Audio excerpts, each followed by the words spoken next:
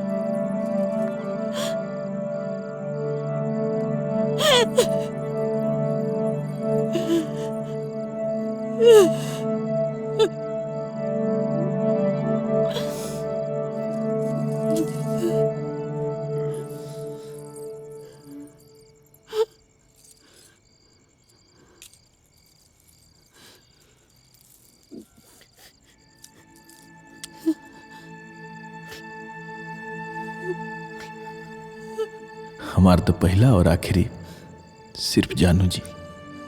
हम अपने जानू जी के याद के सहारे जी ले।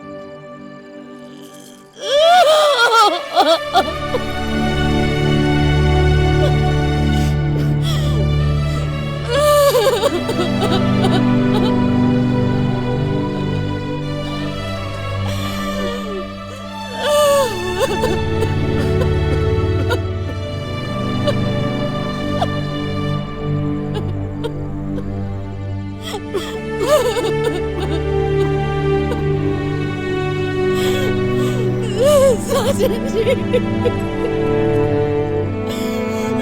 माफ कर दी साजन जी, माफ कर दी हमें।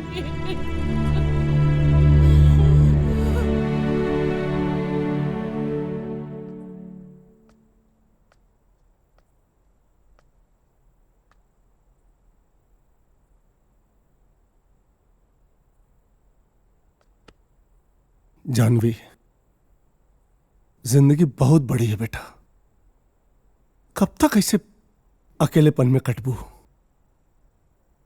बेटा, मुकेश और घर वाले शादी खातिर तैयार बाड़े।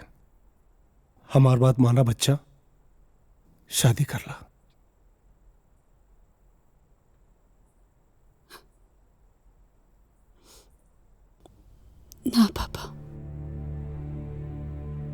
हमरा खातिर हमार पहला और आखिरी सिर्फ साजन जी बाड़े। हम उनका याद के सहारे अपन पूरा जीवन बिता देब।